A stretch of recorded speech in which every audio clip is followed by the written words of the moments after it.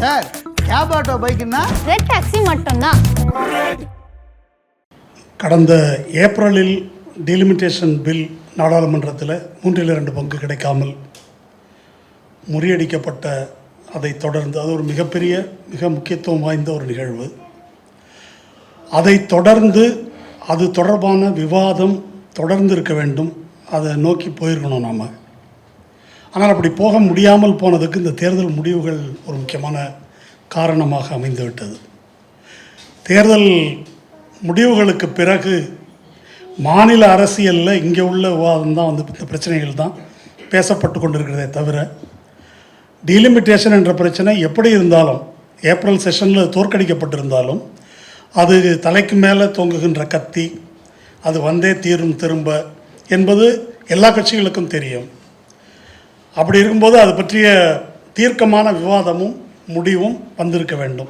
6 முதல் 60% வரை ஆடி தள்ளுபடியுடன் சூப்பர் சரவணா ஸ்டோர்ஸ், சென்னை, மதுரை, கோவை.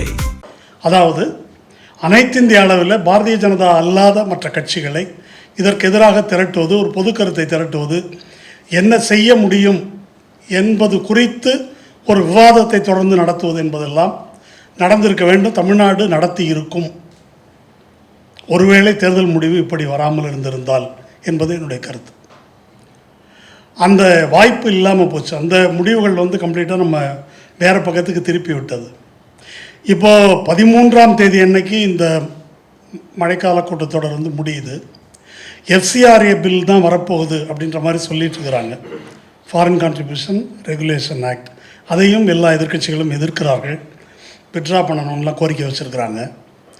இந்த டீலிமிட்டேஷன் வருமா வராதா என்பது ஒரு புதிராகவே இருக்குது. இப்போ நேற்றைக்கு கூட இதுக்கு முன்னால் கிரண் ரிஜிஜு ராகுல் காந்தியை கூப்பிட்டு இந்த பில்லு பற்றி உங்கள் கருத்து என்னன்னு கேட்டபோது, இதுக்கு நீங்கள் அனைத்து கட்சி கூட்டத்தை கூட்ட வேண்டும், என்ன பில்லு கொண்டு வர போகிறீங்க என்பதை முன் வைக்க வேண்டும், அப்போ தான் பேச முடியும்னு ராகுல் காந்தி சொன்னதாகவும், அதற்கு ஆளும் தரப்பிலிருந்து எந்த ரியாக்ஷனும் இல்லை என்பது தான் கடைசியாக வந்த செய்தி. இப்போ நேற்றைக்கு இன்றைக்கி இந்தியன் எக்ஸ்பிரஸ்லாம் என்ன செய்தின்னா, இவங்க சரத்பவாருடைய மகள் அவங்க இந்த மோடியை பார்க்க போகிறாங்க, வேறு ஏதோ மகாராஷ்டிரா பிரச்சனைக்காக. அப்போது மோடிகிட்ட சொல்லுங்கள் இதுதான் இந்தியா கூட்டணியின் நிலை என்று அப்படின்னு இவங்க தகவல் சொல்லிவிட்டதாக செய்தி வந்திருக்கு சுப்ரியா சுலேகிட்ட. இதுதான் இதுவரைக்கும் உள்ள நிலைமை. இந்த 2 நாளில் இது வரலாம். பொதுவாக ஒரு கான்ஸ்டியூஷனல் அமெண்ட்மெண்ட் குறித்த ஒரு பில் என்றால் போதுமான அவகாசம் கொடுக்கப்பட்டு விவாதிக்கப்படணும். கட்டாயமாக பார்லிமெண்ட்ரி ஸ்டாண்டிங் கமிட்டிக்கு அனுப்பப்பட்டு கருத்து வாங்கி அதுக்கப்புறம் தான் அது நிறைவேற்றுவதை நோக்கி வர வேண்டும். ஆனால் மோடி அரசு அதை எப்பொழுதுமே செய்வதில்லை அப்படின்றத நம்ம பார்த்துருக்குறோம். அதனால் திடீர்னு அதை கொண்டு வந்தாக்க அதில் வியப்படைவதற்கும் இல்லை. சரி, இப்போ இந்த பிரச்சனை இங்கே விவாதத்துக்கு வந்திருக்கிறதுக்கு முக்கியமான காரணம் 2 நாள் முன்னால் தமிழ்நாடு முதல்வர் அவர் ஒரு தமிழ்நாடு எம்பிக்களுடைய கூட்டம் என்றொன்றை அழைத்திருக்கிறார். அது ஒரு விசித்திரமானது. அப்படி ஒரு நடைமுறை எப்பவும் இருந்ததில்லை. அது என்ன சொல்கிறாங்கன்னா, சீஃப் செக்ரட்டரி அதுக்கான அழைப்புதழை அனுப்பினார்னு சொல்கிறாங்க. இதெல்லாம் எந்த முறையில் வரும்னு தெரியல. நியாயமாக அனைத்து கட்சி கூட்டம் தான் நடத்தணும். அனைத்து எம்பிக்களையும் கூட்டுவதற்கு இவங்களுக்கு எந்த அதிகாரமும் கிடையாது இவங்களுக்கு. அந்த அடிப்படையில் திமுக, அதிமுக உள்ளிட்ட கட்சிகள் மெஜாரிட்டி யாரும் பங்கேற்கலை. அவங்களுடைய கூட்டணி கட்சிகளை சார்ந்த எம்பிக்கள் மட்டும் பங்கேற்று அதில் திரும்ப அவங்க முதலேருந்து செய்து கொண்டு வர்ற பிரச்சாரம், திமுக இந்த பில்லை ஆதரிக்க போகிறது, அதை இங்கே அதை எக்ஸ்போஸ் பண்ணணும் என்பது தான் அவர்களுடைய முக்கியமான நோக்கமாக இருந்திருக்கிறது. அந்த நோக்கத்தில் தான், அந்த கோணத்தில் தான் அந்த கூட்டம் நடத்தப்பட்டு நோ டீலிமிட்டேஷன் என்றெல்லாம் அறிவித்திருக்கிறார்கள். இப்போ ஒரு கேள்வி என்ன என்றால், ஒருவேளை இந்த பில் வருவது தான் யதார்த்தம் என்று சொன்னால் ஒரு பொது அறிவுக்கு உட்பட்டு யோசித்து பார்த்தாக்கா இந்த கூட்டம் எங்கே நடந்திருக்கணும்னா இந்தியா கூட்டணி நடத்தியிருக்கணும். டெல்லியில் இந்தியா கூட்டணி எல்லா கட்சிகளையும் கூப்பிட்டு இது பில்லு வரப்போது நம்ம பார்லிமெண்ட்டில் விவாதிக்கணும், அதுக்கு முன்னால் ஒரு ஒத்த கருத்துக்கு வர வேண்டும் என்று இந்தியா கூட்டணி கூட்டத்தை கூட்டி பேசியிருக்க வேண்டும். ஆனால் அது நடக்கலை. அல்லது தமிழ்நாட்டில் இப்போது முதல்வர் விஜய் இப்படி ஒரு கூட்டத்தை கூட்டுவதற்கு முயற்சி செய்தது போல் பீகாரில் ஆர்ஜேடியோ, பெங்காலில் மமதாவையோ, அல்லது மகாராஷ்டிராவில் சேனா என்சிபியையோ கூட்டி பேசுவதற்கு இவர்கள் ஏதாவது முயற்சி பண்ணாங்களா என்றால் அப்படி எதுவும் நடக்கலை. அப்போ இதில் நாம் புரிந்து கொள்வது என்ன அப்படின்னாக்கா, இது ஒரு தரம் தாழ்ந்த ஒரு அரசியல் உள்நோக்கம், சும்மா இந்த பெட்டி பாலிட்டிக்ஸ், இது அந்த நோக்கத்துக்கு தான் இந்த கூட்டம் நடத்தப்பட்டிருக்கிறதே தவிர சீரியஸான நோக்கம், ஒருவேளை இவர்கள் சொல்வது போல் திமுக அந்த பக்கம் போயிடும் அப்படின்னா அதை கன்வின்ஸ் பண்ணி ஒன்றா முடிவெடுக்கணும், அதை நோக்கி கொண்டு செலுத்த வேண்டும் என்ற ஆக்கப்பூர்வமான நோக்கம் எதுவும் இவர்களுக்கு இல்லை. இதுதான் என்னுடைய கருத்து. ஏன்னா சென்ற முறை டீலிமிட்டேஷன் தேர்தலுக்கு இடையில் வந்தது உங்களுக்கு தெரியும். அப்போ அன்றைய முதல்வர் ஸ்டாலின் அந்த பில்லை தீ வைத்து கொளுத்தினார். இந்த பிரச்சனையெல்லாம் நடந்து அந்த பில் முறியடிக்கப்பட்ட பிறகு மறுநாள் இப்போது சுகாதாரத்துறை அமைச்சர் இருக்கக்கூடிய அருண்ராஜ் ஒரு வீடியோ பேசி போடுறார். இந்த டீலிமிட்டேஷன் என்பது பிஜேபியும் திமுகவும் இணைந்து நடத்தும் நாடகம். இந்த பில்லு தோத்துருன்றது பிஜேபிக்கு தெரியும். வேணுன்னே திமுகவை தோல்வியிலிருந்து காப்பாற்றுவதற்காக, பிரச்சனையை திசை திருப்புவதற்காகத்தான் இந்த டீலிமிட்டேஷன் பில் என்ற ஒரு நாடகத்தை நடத்தி இருக்கிறார்கள். இப்படியே அவர் பேசியிருக்கிறார். இதை எதுக்கு சொல்கிறேன் அப்படின்னு சொன்னால், இவ்வளவு தான் அதில் அவங்களுடைய சீரியஸ்னஸ். இந்த ஒரு இவ்வளவு பாரதூரமான பிரச்சனையை இவ்வளவு கொச்சைப்படுத்தக்கூடிய ஒரு நபர், அது ஒரு கட்சின்னு சொல்ல முடியுமான்னு தெரியல எனக்கு, அப்படி பேசியிருக்கிறார் அவர். இந்த பிரச்சனை விவாதிக்கப்பட்ட போது அப்போ விஜய் இதை பற்றி எந்த கருத்தும் சொல்லலை. இப்போ சோஷியல் மீடியாவில் என்ன போடுறாங்கன்னா, அவர் ஏதோ விசில் கோலம் போட்டுட்டு இருந்தார் அப்படின்னு சொல்கிறாங்க. இதுதான் அவருடைய ஈடுபாட்டின் லட்சணம்.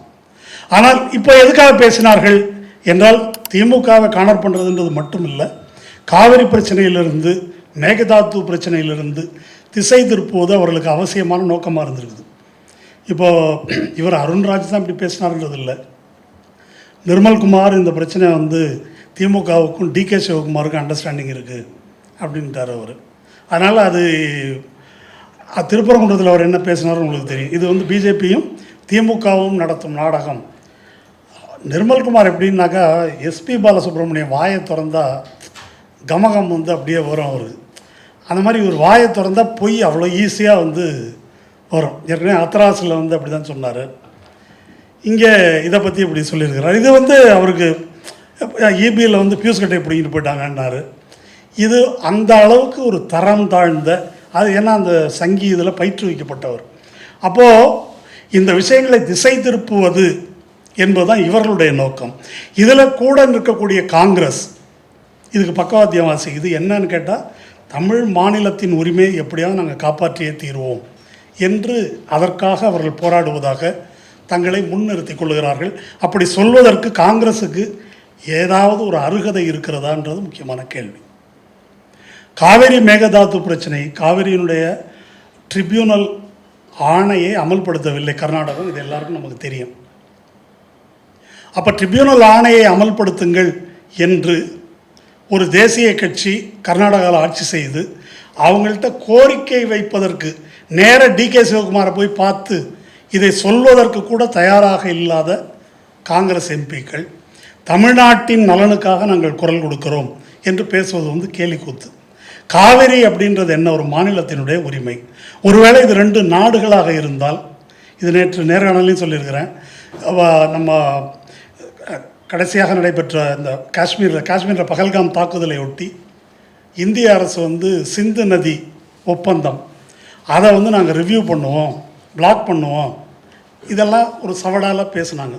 பேசின உடனே பாகிஸ்தான் தரப்பிலிருந்து வந்த பதில் என்ன, பாகிஸ்தான் இதை செய்வது லோயர் ரைப்பாரியன் ஸ்டேட்டினுடைய உரிமையை பறிப்பது, அதனால் அதை தடுப்பதற்கோ அணை கட்டுவதற்கோ ஏதாவது முயற்சி எடுத்தால் அது ஐநா விதிகளின்படி it will be considered as an act of war, அதை ஒரு போர் நடவடிக்கையாக கருதி தகுந்த பதிலடி கொடுப்போம் என்றே பாகிஸ்தான் அறிக்கை விட்டது. ஒருவேளை கர்நாடகாவும் தமிழ்நாடும் வேறு வேறு நாடாக இருந்தால் இது ஒரு போருக்குரிய பிரச்சனை, ஏற்கனவே போரும் நடந்திருக்கு. அப்போ அந்த மாதிரி ஒரு மாநிலத்தின் உரிமையை, 20 மாவட்டங்களுடைய குடிநீர் ஆதாரம் பற்றிய பிரச்சனையை, அல்லது டெல்டா விவசாயிகளுடைய வாழ்வாதார பிரச்சனை, உயிர் ஆதார பிரச்சனை, அதை பற்றி பேசாமல் நான் வாக்குரிமையை பற்றி பேசுகிறேன், மாநில உரிமையை பாதுகாக்க பேசுகிறேன் என்பது அர்த்தமற்றது, ஒரு பச்சையான நாடகம். அப்போ இதுதான் இவங்க நடத்தியிருக்கிறாங்க. இதை ஒட்டி இவர்கள் சொல்லியிருக்கிற கருத்துகள் இருக்கு இல்லையா, அதுலேயாவது கொஞ்சம் நேர்மை இருக்கணும். இந்த கருத்துகள் எதையும் இவர்கள் சொந்தமாக சொல்லலை. எல்லாமே திராவிட முன்னேற்ற கழகம் அமைத்த குரியன் ஜோசப் கமிட்டி அறிக்கையிலிருந்து சுட்டது எல்லாமே. அதை புதுசாக இவங்க ஏதோ கண்டுபிடிச்சு இவர்கள் சொல்வது போல அது வேணும் இது வேணும் என்ற கருத்தை எல்லாம் இவர்கள் பேசியிருக்கிறார்கள். 2025 ஏன் திராவிட முன்னேற்ற கழகத்தை தவிர யாரும் இதை பேசவில்லை என்ற கேள்வியை நியாயமான முறையில் அவர்கள் எழுப்பியிருக்க வேண்டும். இன்றைக்கி திமுகவை பற்றி என்ன விமர்சனமும் சொல்லட்டும். ஏன் மற்ற கட்சிகள், ஒரு காங்கிரஸ் தேசிய கட்சி என்று சொல்லக்கூடிய காங்கிரஸ் ஏன் இந்த பிரச்சனையை எழுப்பவில்லை? அவங்க தான் இந்த இப்போ டீலிமிட்டேஷன் வருதுன்னாக்கா அக்கறையோடு, அதுவும் தென் மாநிலத்தில் 3 மாநிலங்களில் ஆட்சி செய்யக்கூடியவர்கள், அவங்க அல்லவா அதை முதல்ல எழுப்பி அதற்கான தீர்வை கண்டிருக்க வேண்டும். அப்படி ஒரு அக்கறை காங்கிரஸ் கட்சிக்கு இல்லை. ஈவன் இடதுசாரி கட்சிகளும் அதை அப்படி எழுப்பலை. இங்கே தான் தென் மாநில முதல்வர்கள் மாநாடு நடத்தி அதுக்கான இந்த குழு அறிக்கை வெளியிடப்பட்டு இதெல்லாம் நடந்தது தமிழ்நாட்டிலிருந்து தான் என்பதை நாம் புரிந்து கொள்ள வேண்டும். அதனால் இப்போ ஏதோ ஒரு அறிக்கையை ஒன்று தயார் பண்ணி அவர் இப்போ விஜய் கோலம் போட்டார், இப்போ இங்கே கையெழுத்து போடுங்கன்னா கையெழுத்து போட்டிருக்கிறார். கையெழுத்து போட்டு அதை ஒரு அறிக்கையாக விட்டுருக்கிறாங்களே தவிர அதற்கு மேல் இதில் எந்த மதிப்பும் இல்லை. அதனால் இதை தாவேகா எழுப்பிய பிரச்சனை என்பதை விடுத்து இந்த இஷ்யூ என்ன என்பதற்குள்ளே நம்ம போய் அதை பேசுவோம். அந்த லாவணி கச்சேரி வேண்டாம். இப்போது இந்த கூட்டத்துக்கு ஃபாசிசம் அன்லிமிட்டெட் அப்படின்னு தலைப்பு வச்சுருக்கிறோம். டீலிமிட்டேஷன் அண்ட் ஃபாசிசம் அன்லிமிட்டெட் என்று. ஃபாசிசம் என்பது ஒரு சித்தாந்தம் மட்டுமல்ல, அது வெறுமனை ஜனநாயகத்துக்கு எதிராக ஒரு சர்வாதிகாரன்றது மட்டுமல்ல. அந்த ஃபாசிசத்தை அமல்படுத்துவதற்கு இன்ஸ்டிடியூஷன் ஆஃப் ஸ்டேட் தேவை. அரசு அமைப்பு நிர்வாகம் அப்படின்றது அதற்கு ஏற்றதாக இருக்க வேண்டும். அப்படிப்பட்ட ஒரு நிர்வாக அமைப்பை உருவாக்குவதற்கான ஒரு முயற்சி தான் ஒரு நாடு ஒரு தேர்தல் என்றோ அல்லது முழுக்க முழுக்க பாரதிய ஜனதா கட்சியின் ஆட்சி, ஒற்றை ஆட்சி என்றோ ஒரு சூழலை உருவாக்குவதற்கான ஒரு கொல்லைப்புற வழி இது அப்படின்னு எடுத்துக்கலாம். நம்ம இதுவரைக்கும் பிஜேபி ஆட்சி செய்து சுமார் 35 விழுக்காடுக்கு மேல் அதற்கான வாக்காளர் அடித்தளம் என்பது அதுக்கு மேலே விரிவடையலை பெரும்பாலும். அதுவும் கூட இப்போது காக்ரோச் ஜனதா பார்ட்டியினுடைய போராட்டம், அதில் அந்த இந்த தலைமுறை ஜென்சி தலைமுறை மாணவர்கள் அவர்களுடைய பெற்றோர்கள் மத்தியிலே கடந்த 10-12 ஆண்டு கால மோடி ஆட்சியின் மீது உள்ள அதிருப்தி என்பது வளர்ந்து கொண்டிருக்கிறது. அப்போ இந்த சூழலில், இது மாதிரியான ஒரு சூழலில் தான் அதிகாரத்தில் தொடர்ந்து இருப்பதற்கான வழி என்ன என்பதற்கு டீலிமிட்டேஷனை ஒரு சாக்காக இது பயன்படுத்துது. நமக்கு இந்தியாவுடைய ப்ளூராலிட்டி, பன்முகத்தன்மை என்பது நமக்கு ஒரு பலமும் பலவீனமாகவும் இருக்குது. பலவீனம்னு எப்படி சொல்கிறேன்னாக்கா, காக்ரோச் ஜனதா பார்ட்டியினுடைய இந்த போராட்டம் நடைபெற்றது நம்ம பார்த்தோம். அது தென் மாநிலங்களில் மற்ற பிற மாநிலங்களில் பெரிய தாக்கத்தை ஏற்படுத்தலை, முக்கியமாக சவுத் இந்தியாவில். அது எமர்ஜென்சி காலத்துலேயும் அப்படி தான். இது நம்முடைய வீக்னஸ்ன்னு எடுத்துக்கலாம். பலம்னு எதை சொல்லலாம்னாக்கா, இந்து ஒற்றுமை பற்றி பிஜேபி எவ்வளோ முயற்சி பண்ணி பேசினாலும் கூட பல்வேறு மொழிகள், இனங்கள், மதங்கள், அப்படி சாதி இப்படி பிரிந்திருக்கக்கூடிய மக்கள் மத்தியில் இந்து என்ற கான்சியஸ்னஸை உருவாக்குவது அவர்களுக்கு சாத்தியமாக இல்லை. அது நம்ம ஒரு ஸ்ட்ரென்த் என்று எடுத்துக்கொள்ளலாம். மிக முக்கியமாக அது எப்படி சொன்னால், பல தேசிய இனங்களாக இருக்கின்ற காரணத்தினால் இந்து ஓர்மை என்ற ஒரு ஒன்றை அவர்களால் உருவாக்க முடியவில்லை. அப்போது இது பாசிச எதிர்ப்பு போராட்டத்தில் நமக்கு ஒரு ஸ்ட்ரென்த். ஃபெடரலிசம் என்பது, ஃபெடரலிசத்தை உயர்த்துவது, மாநில உரிமையை உயர்த்துவது என்பது ஒற்றை ஆட்சிக்கு, பாசிசத்துக்கு எதிராக நமக்கு கிடைத்திருக்கக்கூடிய ஒரு வலிமை என்ற முறையில் பார்க்கணும். இதுக்கு ஒரு பேரல் இருக்குது. ஹிட்லர் கூட 1933 ஜெர்மனியில் முதல்ல மாநிலங்களின் உரிமையை, அங்கே லேண்டர் என்று அழைக்கக்கூடியது, அந்த லேண்டருடைய உரிமையை பறித்து ரீச்சுக்குள்ளே எல்லா அதிகாரத்தையும் குவிப்பது, இதை கோஆர்டினேஷன் அவர் சொன்னார். முதல்ல அப்படி அதிகாரத்தை குவித்த பிறகுதான் பாசிசத்தை முழு நிறைவாக அவர்களால் நிலைநாட்ட முடிந்தது ஜெர்மனியில் என்பதை நாம் பார்த்து கொள்ள வேண்டும். சென்சஸ் கணக்கெடுப்பு விவரங்கள் வெளியிடப்பட்டால் அதன் பிறகு அரசமைப்பு சட்டத்தின் இந்த உறுப்பு தானாகவே நடைமுறைக்கு வந்துவிடும். அவ்வாறு வந்தால் தமிழ்நாட்டின் எம்பி தொகுதிகள் குறைந்துவிடும். அதனால் ரவிக்குமார் என்ன சொல்கிறாரு, இதை மோடி தான் பார்த்து செய்யணும். தொகுதி மறுசீரமைப்பு குறித்து கடந்த 2 முறை செய்தது போலவே மேலும் 25 ஆண்டுகளுக்கு தொகுதி எண்ணிக்கையை முடக்கி வைப்பதே சரி. அதற்கான கருத்தொற்றுமையை ஒன்றிய அரசு தான் ஏற்படுத்த வேண்டும். ஒற்றுமையில் வேற்றுமை காணும் பாஜக அரசு அதை செய்யுமான்னு அது கிண்டலாக எழுதியிருக்காரு. இப்போது இது ஒரு சீரியஸான ஒரு கேள்வி, நாம் பரிசீலிக்க வேண்டிய ஒரு கேள்வி. கேள்வி என்ன, இதை புரிஞ்சுக்கலாம். இப்போ நாளைக்கோ நாளைக்கோ அடுத்த வாரமோ ஏதோ ஒன்று இந்த பில் வருது. திமுகவும் எதிர்கட்சிகளும் ஒரு அணியில் நின்று போன வாட்டி செய்தது போலவே அந்த பில்லை முறியடிச்சிடுறாங்க. ஏதோ இது மாதிரி கொண்டு வராங்க, பில்லை முறியடிச்சிடுறாங்க அப்படின்னு வச்சுக்குவோம். ஓவர். சரி, சென்சஸ் தொடங்கிருச்சு. இப்போது சென்சஸ் 2027 இறுதிக்குள்ளே முடிந்து சென்சஸின் முடிவுகள் வந்துடும். 27 சென்சஸ் முடிவுகள் வந்த உடனேயே டீலிமிட்டேஷனுக்கான கட்டாயம் அரசமைப்பு சட்ட ரீதியாக வந்துடும். அப்போ எந்த சென்சஸ் அடிப்படையில் வரும்னா 2027 எண்டில் இப்போ எடுத்துகிட்டு இருக்கிற சென்சஸில் எந்த மக்கள் தொகை வருதோ அந்த மக்கள் தொகை அடிப்படையில் தொகுதிகளை பிரிக்க வேண்டியிருக்கும். அதுதான் கான்ஸ்டியூஷனுடைய நிலை. இல்லை இது கூடாது அப்படின்னு சொல்லிட்டு இதை ஃப்ரீஸ் பண்ணுறதுக்கு எதிர்கட்சிகள் ஒரு தீர்மானம் கொண்டு வந்து அதை நிறைவேற்ற முடியுமானா 2/3 மெஜாரிட்டிக்கு எதிர்கட்சிகளுக்கு வாய்ப்பு இல்லை. எப்படி மோடிக்கு வாய்ப்பு இல்லையோ அதுபோல் எதிர்கட்சிகளுக்கு சிம்பிள் மெஜாரிட்டிக்கே வாய்ப்பு இல்லை. அப்போ இது இந்த ஆங்கிலத்தில் சொல்லுவாங்க இல்லையா, between devil and the dead சீன்னு சொல்லி, அந்த மாதிரி ஒரு நிலை தான் இப்போ நம்ம இருக்கிறது. இந்த பக்கம் இப்படி இருக்குது. இல்லை அப்படின்னு சொன்னால் 27 எண்டில் இப்படி வருது. 27 எண்டில் ஒருவேளை அப்படி போச்சுன்னாக்க நிலைமை அவ்வாறு அத்தகைய ஒரு சூழல் உருவானால் அப்போ நம்ம நிலைமை என்னவாக இருக்கும்? அதை ஒரு அசோக்வர்தன் செட்டி சொல்கிறாரு. 1971 பீகாருடைய தொகுதி எண்ணிக்கை மக்கள் தொகை அடிப்படையில் 40 லோக்சபா தொகுதி, தமிழ்நாட்டுக்கு 39 தொகுதி. இப்போது இந்த மக்கள் தொகையினுடைய லேட்டஸ்ட் கணக்கீட்டின்படி 27 இப்போ வரப்போகுது.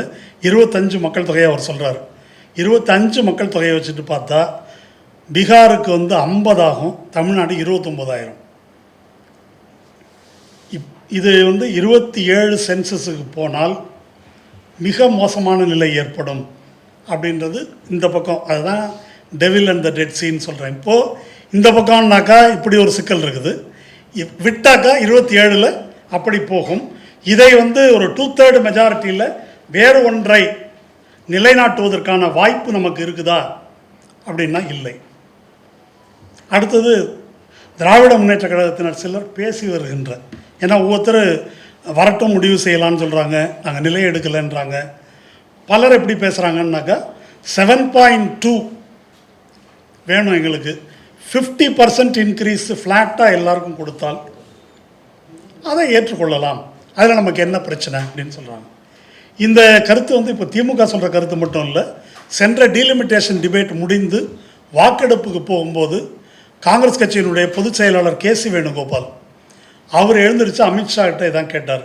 இப்போ சொல்லுங்கள், 50% உயர்த்தி கொடுப்பதாக எல்லோருக்கும் வாக்குறுதி தருகிறீர்கள், நீங்கள் சொல்கிற அது சட்டத்தில் இடம்பெற செய்ய முடியுமா அப்படின்னு ஒரு கேள்வியை எழுப்புகிறார். அவர் கேள்வி எழுப்பினோடனே அமித்ஷா 1 hour டைம் கொடுங்க, தான் திருத்தி கொண்டு வரேன் அப்படின்னு அவர் சொல்கிறார்.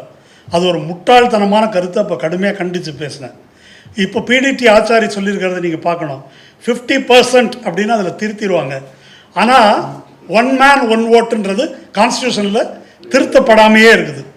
அப்போ கான்ஸ்டியூஷன் படி என்ன, தொகுதிகள் மாநிலங்களுக்கு இடையே மற்றும் தொகுதிகளுக்கு இடையே ஆஸ் ஃபார் அஸ் ப்ராக்டிகபிள் ஈக்விட்டபிளாக இருக்க வேண்டும் என்பது தான் கான்ஸ்டியூஷனில் இருக்கிறது.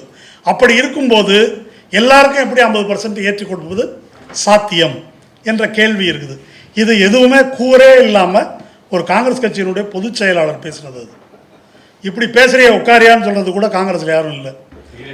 அகிலேஷ் யாதவ் தான் சத்தம் போட்டு நீ சொல்கிறதெல்லாம் நம்ப முடியாது அப்படின்னு சொன்னதுனால தப்பிச்சோம், இல்லைன்னா என்ன நடந்திருக்கும் என்று நமக்கு தெரியாது. மோடி ஏதோ ஒன்று ஒத்துக்கிட்டார் அப்படின்னு வச்சுக்கோங்க, ஏதோ ஒரு லைனை ஒத்துக்கிட்டார். 50% இல்லை 68% ஏற்றுறதுக்கு ஒத்துக்கிட்டார். இப்போ நம்ம பிடிடி ஆச்சாரி சொன்ன மாதிரி ஒத்துக்கிட்டார். ஒத்துக்கிட்டு சரி வாங்க டீலிமிட்டேஷனுக்கு போகலாம் என்று சொன்னால், இப்போ முதல்ல ஒரு பாயிண்ட்டு, டீலிமிட்டேஷன் அப்படின்றதுல என்ன நடக்கும்?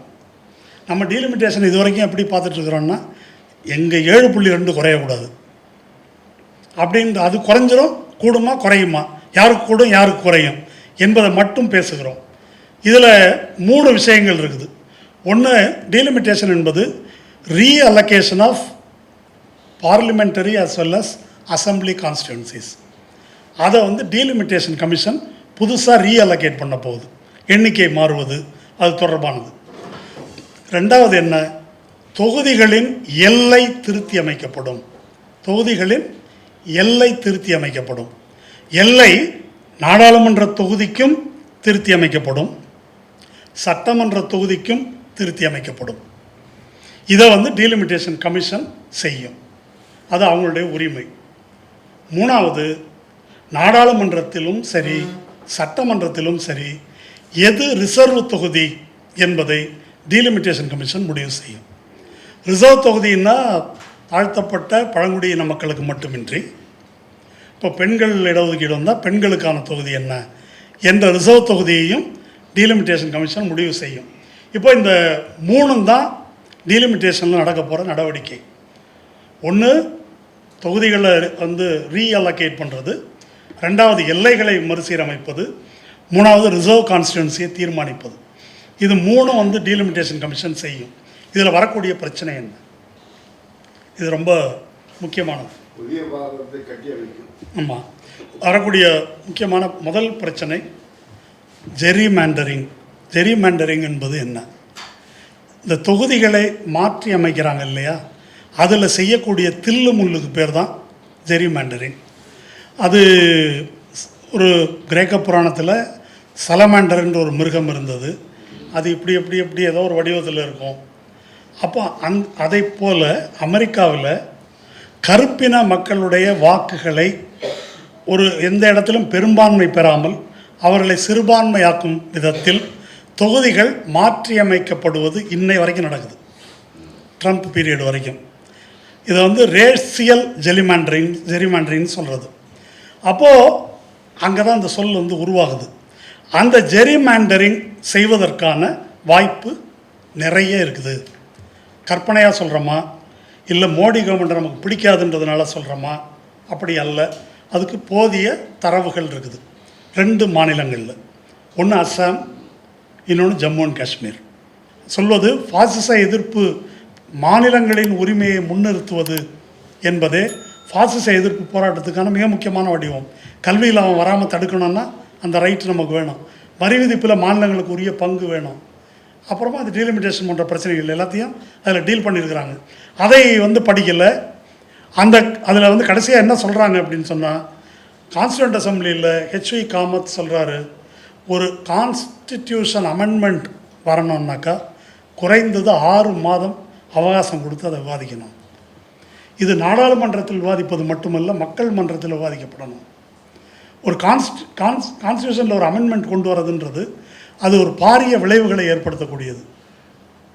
அப்போ ஏன் அப்படி ஒரு விவாதத்தை இவர்கள் தடுக்கிறார்கள்? விவாதத்தை தடுத்துட்டு அப்புறம் என்ன நாடாளுமன்றம் இது?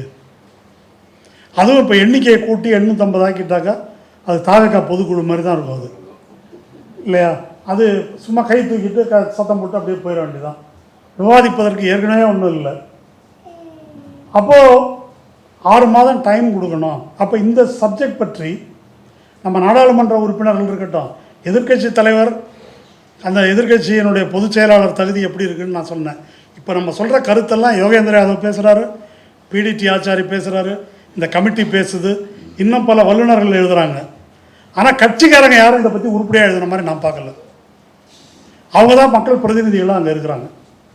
அப்போ நீங்கள் இதே லோக்சபாவில் ஏப்ரல் மாதம் நடைபெற்ற டிபேட்டையும் ராஜமன்னார் குழு பற்றி தமிழ்நாடு சட்டமன்றத்தில் 1974 நடைபெற்ற விவாதத்தையும் பக்கமாக படித்து பார்த்தீங்கன்னா 50 வருஷத்தில் நம்ம எவ்வளோ கேவலமான நிலைக்கு வந்திருக்கிறோம்.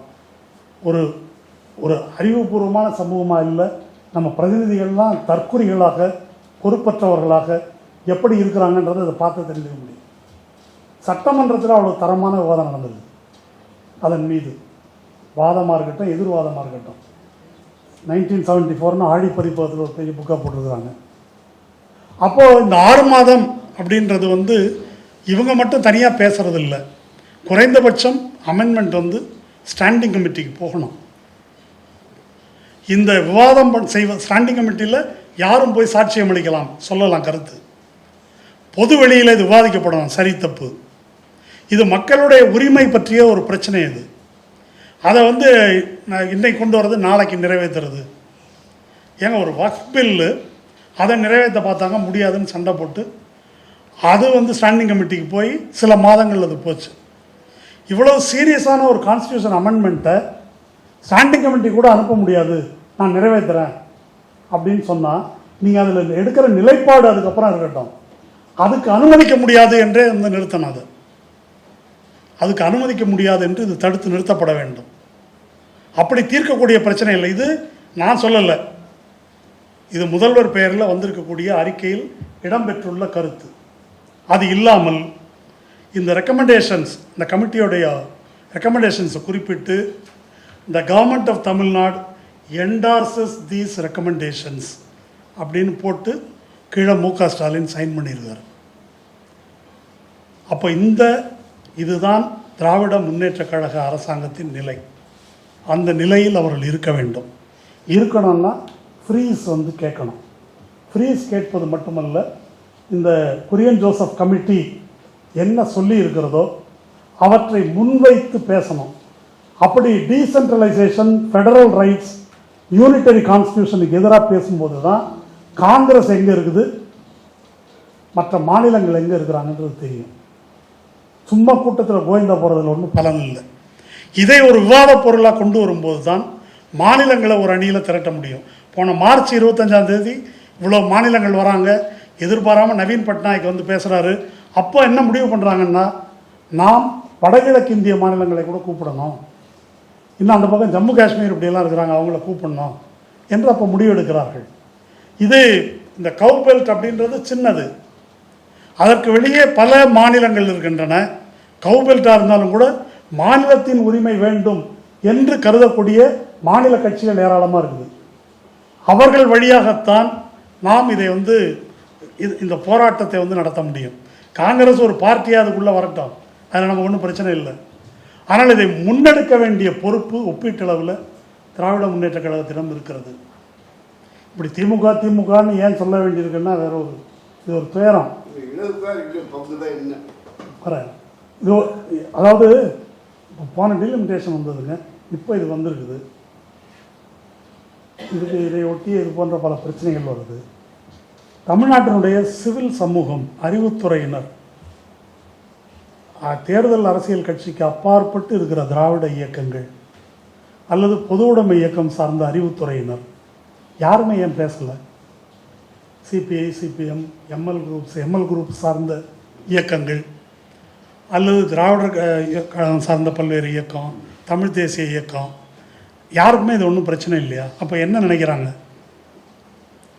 அதாவது ஒரு கட்சி ஒரு நிலைப்பாடு எடுக்கணும் அப்படின்னு சொன்னாக்கா, அல்லது நெறி தவறாமல் இருக்கணும் அப்படின்னு சொன்னால் வெளியே பொது கருத்து அழுத்தமான முறையில் உருவாக்கப்படணும். மக்கள்கிட்ட அத்தகைய விழிப்புணர்ச்சி உருவாக்கப்படணும். வடக்கு வாழ்கிறது தெற்கு தேய்கிறதுன்னு பேசுனதில் தொடங்கி மாநில உரிமை எப்படி பறிக்கப்படுகிறது என்றெல்லாம் பேசியதிலிருந்து தான் ராஜமன்னார் குழு அறிக்கை வருது. திடீர்னு அது வானத்திலிருந்து இறங்கலை. ஆனால் குரியன் ஜோசப் கமிட்டி அறிக்கை அப்படி அல்ல, அது தனியாக ஒன்று வருது. அது கட்சிக்காரங்களுக்கே சம்மந்தம் இல்லை, கட்சிக்காரங்களுக்கே தெரியாது, பொது சமூகத்துக்கு தெரியாது. அந்த அறிக்கை வந்த பிறகும் அது விவாதத்தில் இல்லை. இப்போ நீட் மாதிரி பிரச்சனை நடக்கும்போதும் அதை பற்றி அதை கொண்டு போகணுமே, அது இல்லை. அப்போ என்ன விழிப்புணர்வு இருக்கிறது? இது ஒரு விஷயம் நமக்கு தெரிஞ்சு போச்சு, மோடிக்கு 2/3 மெஜாரிட்டியை மேனிப்புலேட் பண்ண முடியும், ஆனால் சிம்பிள் மெஜாரிட்டியை கூட உருவாக்க முடியாத நிலையில் தான் எதிர்க்கட்சிகள் இருக்கின்றன. இதை வெறுமனே தேர்தல் அரசியல் வரம்புக்குள்ளே நின்று தேர்தல் அரசியல் கட்சிகள் மட்டும் பேசி இந்த பிரச்சனை தீரப்போவது இல்லை. இது மற்ற எல்லா பிரச்சனைகளையும் காட்டிலும் மிகப்பெரிய மக்கள் இயக்கமாக மாற்றப்பட வேண்டிய மிக முக்கியமான பிரச்சனை இது. அந்த முறையில் இது பேசப்படலை. மாறாக திரும்ப திமுகவை அடிக்கிறது எப்படி அப்படின்னா அதுக்கு ஒரு கூட்டம் தாவேக்கா நடத்தி அந்த கேவலமான வேலைக்கு காங்கிரஸ் ஸ்கிரிப்ட் எழுதி கொடுக்குது. பிரச்சனை என்னன்னு பேசாம, அப்போ என்ன பிரச்சனை என்பதை மக்களிடம் கொண்டு போகாத வரை இது எப்படி தீரும்? மக்களுக்கு தெரியாது. எம்பிக்கு எம்எல்ஏக்கும் கவுன்சிலருக்கும் வித்தியாசம் மக்களுக்கு தெரியாது. யாரை கேட்டாலும் குழாயில் தண்ணி வரல, ரோடு சரியில்லை, சாக்கடை அடைச்சிருக்கு. இது எம்பியிலேருந்து கவுன்சிலர் வரைக்கும் யார் வந்தாலும் அவங்களுக்கு சொல்ல தெரிந்த கம்ப்ளைண்ட் வந்து அதுதான். இப்போ நாடாளுமன்ற இருக்கைகளை 850 அதிகரிக்கணும். எதுக்கு அதிகரிக்கணும்? பாருங்கள், மக்கள் தொகை கூடி போச்சு. உங்கள் ஊரில் 10 லட்சத்துக்கு ஒரு எம்பி, எங்கள் ஊரில் 30 லட்சத்துக்கு ஒரு எம்பி. அதனால் மக்கள் பிரதிநிதி எப்படிங்க அது? மக்கள் பிரதிநிதி என்ன பண்ண போகிறாரு? எம்பியோட வேலை என்ன? எம்பியோட வேலை இந்த நாட்டுக்கு பொதுவான சட்டங்களை இயற்றுவது, பொருளாதார கொள்கை தொடர்பான பிரச்சனை, அயலுறவு கொள்கை தொடர்பான பிரச்சனை, ஏன்னா இந்த மாதிரி இஷ்யூஸ், பாலிசி டெசிஷன்ஸ், இதை பேசுவதற்கும் சட்டம் இயற்றுவதற்கும் தான் நாடாளுமன்ற எம்பியுடைய வேலை. அதே போன்று சட்டமன்றத்தில் சட்டம் இயற்றுகின்ற வேலை. அது இல்லாமல் தொகுதி சார்ந்த பிரச்சனைகள் அது வந்து எம்எல்ஏவுடையது. அதுக்கு கீழே ரோடு, தண்ணி போனது வந்தது இதெல்லாம் ஒரு கார்பரேஷன் அல்லது முனிசிபாலிட்டி, பஞ்சாயத்து அவங்களுடைய பிரச்சனை. மக்களுக்கு அந்த டிஃபரன்ஸ் தெரியல. அந்த டிஃபரன்ஸை தெரிய வைப்பதற்கான முயற்சியிலும் அரசியல் கட்சிகள் ஈடுபடுவதில்லை. இப்போ நாடாளுமன்றத்தில் தமிழகத்தின் பிரதிநிதித்துவம் குறைய போகிறது என்பது குறித்து தமிழர்கள் எவ்வளவு கவலைப்பட போகிறார்கள்? தமிழ் மக்கள் அவர்களுக்கு என்ன புரிய வைக்கப்பட்டிருக்கிறது? கட்சிகள் ஒரு இப்போ நீங்கள் தாவேக்கா ஒருவேளை தாவேக்கா நான் வந்து டீலிமிட்டேஷன் மோடியை ஆதரிக்கிறேன் அப்படின்னு முடிவு எடுத்தால் தாவேக்கா தொண்டர்கள் வந்து கொந்தளிச்சிருவாங்களா? இப்போது அண்ணன் செஞ்சு தான் கரெக்டுன்றவாங்க. அதுக்கு வாதாட போகிறார்கள். திராவிட முன்னேற்ற கழகத்திலும் சரி 50% ஏற்றுறேன் அப்படின்னு ஒன்று சொல்லி கேட்டாங்கன்னா அதை டிஃபெண்ட் பண்ணி பேசுகிறாங்க. அது என்ன? அது சாத்தியமா? இப்படி ஒரு கமிட்டி அறிக்கை இருக்குது, அது இதில் சிங்க் ஆகுதா? சட்டபூர்வமானதா? ஏன் நம்ம ஃப்ரீஸ் கேட்க மாட்டேன்றோம் என்ற கேள்விகளுக்குள்ளே போகவோ பரிசீலிக்கவோ இல்லாமல், முன்னே நம்ம ஃபேர் டிலிமிட்டேஷன் தானே கேட்டோம். எது ஃபேர் என்பது குரியன் ஜோசப் கமிட்டி அறிக்கையில் இருக்குது. அதுதான் ஃபேர் என்பது 7.2% மெயின்டைன் பண்ணுறது அல்ல. 7.2% தமிழகத்துக்கு என்று இறைவன் நம்ம நெத்தியில் எழுதலை. ஏற்கனவே இருந்த தொகுதியில் 2 குறைஞ்சிருக்குது. சிறிய மாநிலங்களுக்கெல்லாம் ஒன்றுமே இல்லாமல் இருக்குது. அவங்களுக்கு ஈக்விட்டபிளாக கொடுக்கணும் அப்படின்றது இதில் இருக்குது. அப்போ அந்த விஷயங்கள் எல்லாம் நாம் பேசினால்தான் இது ஒரு மக்கள் இயக்கமாக மாறும். அப்படி ஒரு மக்கள் இயக்கமாக இதை மாற்றுவது, நாளைக்கு அது நாடாளுமன்றத்துக்கு வருது, என்ன வருமா வரலையா அது தெரியல நமக்கு. எதுவாக இருந்தாலும் ஒருவேளை வரல அப்படின்னா அடுத்த குளிர்கால கூட்டத்தொடரில் அதை எதிர்பார்க்கணும். அதற்கிடையிலாவது இதற்கு எதிரான ஒரு கேம்பெயினை வந்து பில்டு பண்ணணும். இது ஒரு அரசியல் கட்சியினுடைய உடனடி நலன் தொடர்பான பிரச்சனை அல்ல. இதை வந்து டைவர்ட் பண்ணுறாங்க, இதை திமுகவை அடிக்கிறாங்கன்றதுனால திமுகவின் நிலையை நியாயப்படுத்தி வாதாட வேண்டும் என்ற கோணத்தில் இதை பார்க்கக்கூடாது. இது தமிழக மக்களுடைய உரிமை தொடர்பான பிரச்சனை. இன்னும் சொல்லப்போனால் இது வந்து இந்து ராஷ்டிரம் வந்து கேட் கிராஷ் பண்ணி உள்ளே வருது. இப்போ டீலிமிட்டேஷன் வழியாக அதை தடுப்பது தொடர்பான பிரச்சனை. அது தமிழ்நாட்டு பிரச்சனை மட்டும் இல்லை. டெல்லியில் மோடி வந்து நிரந்தரமாக உட்காந்துட்டா நம்ம 7.2% வச்சு நாக்க வடிக்கிறதா? என்ன செய்ய போகிறோம்? இப்போ தான் 40 எல்லாம் இருக்குது, நமக்கு 40க்கு 40 இருக்குது. என்ன செய்ய முடியுது? எதை தடுக்க முடிகிறது? அப்போ தமிழ்நாடு தன்னுடைய பர்சன்டேஜை மட்டும் காப்பாற்றி கொள்வதன் மூலமாக ஒன்றும் செய்ய முடியாது. அது ஒரு வாதமே அல்ல. அப்போ முழுமையாக அவர்களை தடுத்து நிறுத்துவது எப்படி? அதுக்கு காங்கிரஸ்காரனை எந்த இடத்துல வைக்கணும், நம்ப முடியுமா, அதெல்லாம் அடுத்த பிரச்சனை. ஆனால் இதை வந்து நம்ம அனுமதிக்கக்கூடாது என்பதற்கு திராவிட முன்னேற்ற கழகம் முன்கை எடுத்து வேலை செய்யணும். திமுகன்னு திரும்ப திரும்ப சொல்ல வேண்டி இருப்பதற்கான காரணம், அதற்கு வெளியே அதை பேசக்கூடியவர்களாக பொது உடைமை கட்சி கூட இல்லை என்பதுதான் பெரிய துயரம். அவங்க போய் அந்த பக்கம் நின்றுட்டு அதுக்கு முட்டு கொடுத்துட்ருக்குறாங்க. ஏன் இந்த இஷ்யூவை பேசலாம்ல? ஏன் பேசுவதில்லை? அல்லது இது மாதிரி இயக்கங்கள் ஏன் பேசுவதில்லை? யாருமே பேசலை என்றால் என்ன நடக்கும்? அல்லது நடந்து முடிந்த பிறகு இதை பற்றி தீர்ப்பு எழுதுவதனால என்ன பயன்? அதனால் மாற்றம் என்பது இன்க்ரிமெண்டலாக தான் இருக்கணும், கொஞ்சம் கொஞ்சமாக தான் முடியுங்க. நீங்கள் சொல்கிறதெல்லாம் இப்போ நடக்கிற கதையா? அப்படி பார்க்க வேண்டிய அவசியம் இல்லை. வரலாறும் அப்படி நடக்கிறதில்லை. காக்ரோச் ஜனதா பார்ட்டி பிரச்சனை வரும் அப்படின்னு நாம் யாராவது எதிர்பார்த்தோமா? ஆர்எஸ்எஸ் எதிர்பார்த்ததா? மோடி எதிர்பார்த்தாரா? ஒரு செகண்டில் வெடித்து வந்தது. ஒரு நிமிஷத்தில் மோடி என்ற பலூன் வந்து அதனுடைய இமேஜ் வந்து போயிடுச்சு.